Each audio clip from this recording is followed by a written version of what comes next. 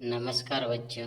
कक्षा 11वीं भूगोल विषय के लिए आईएमपी प्रश्न के आधार पे हम अगली सीरीज लेकर आए हैं, जिसमें वार्षिक परीक्षा की दृष्टि से महत्वपूर्ण प्रश्न है, जिसके अंतर्गत आज हम लेकर आए हैं सही जोड़ी मिलाइए वाले प्रश्न। तो इसके आधार पे हम जानेंगे जितने भी इम्पोर्टेंट जोड़ियां हैं, इसके आधार पे हम आगे मिलाते हुए चलेंगे। तो आइए हम शुरुआत करते हैं पहले प्रश्न से। तो पंचनद या पंचनद है जिसमें 5 नदियां के आधार पे बताया गया। तो इसमें सही जोड़ी हो जाएगी चिनाब। दूसरा है बंगाल का शोक, तो दामोदर नदी को कहा जाता है। तीसरा है टोडा बेटा चोटी है, तो ये कहाँ है? ये नीलगिरी की पहाड़ियों पे है। चौथा है आग्नेय शेल, तो ये किसके द्वारा बने हैं? बेसाल्ट के द्वारा बने हैं।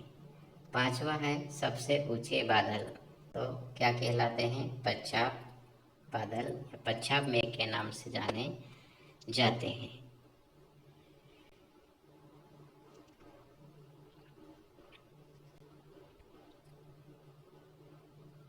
अगला प्रश्न रहेगा छठा, द्वितारक सिद्धांत। तो इसका उत्तर हो जाएगा जेम्स जीन्स के द्वारा। सातवां है एक तारक सिद्धांत, तो इसको किसने दिया था? लाप्लास महोदय ने दिया था। आठवां है स्थिर अवस्था संकल्पना, किसने प्रस्तुत की थी? तो ये आपका हो जाएगा हॉयल। नौवां है विस्तरित ब्रह्मांड परिकल्पना, किसने प्रस्तुत की थी? तो इसका सही उत्तर हो जाएगा एडविन हब्बल। 10वां है बोने ग्रह, तो UB 313। 11वां है कंचनजंगा, तो इसका सही उत्तर हो जाएगा, कहाँ पे है ये? सिक्किम में स्थित है।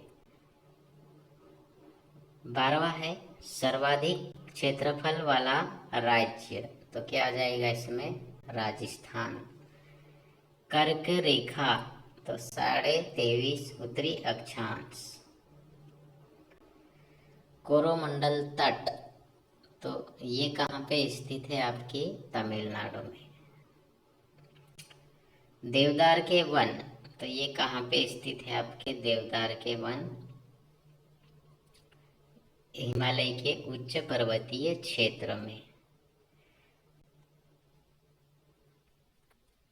अगला प्रश्न हो जाएगा पृथ्वी का घनत्व, तो इसका सही उत्तर हो जाएगा आपका 5.5 ग्राम प्रति घन सेंटीमीटर। अंतर्जनिक बल कौन सा कहलाएगा आपका? अंतर्जनिक बल भू आकृतिक निर्माण। पृथ्वी का कंबल किसे कहा जाता है? तो इसका सही उत्तर हो जाएगा जल वाष्प। गांधी सागर बांध, तो ये किस नदी पे बना है? चंबल नदी पे।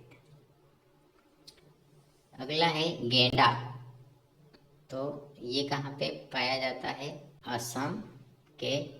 असम राज्य में। अगला प्रश्न है स्थल मंडल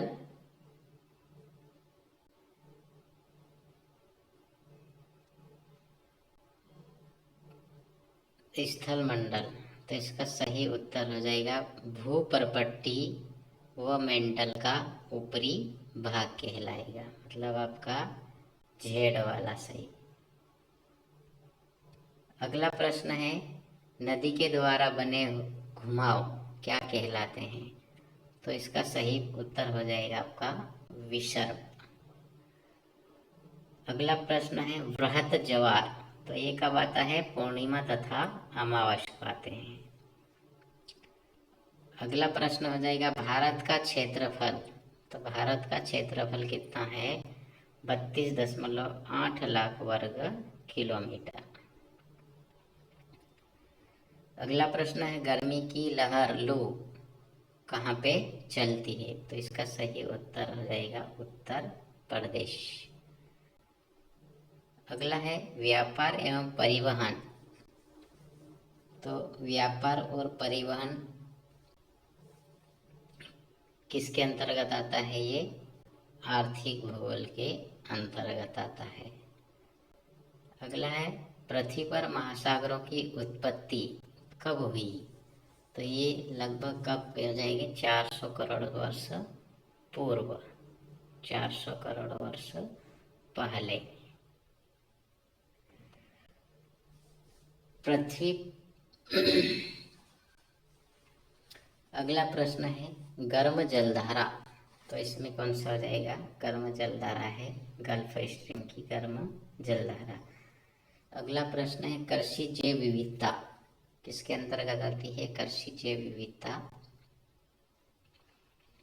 तो इसका फसलों की विविधता के अंतर्गत। लूनी नदी कहाँ पे बहती है? ये राजस्थान में।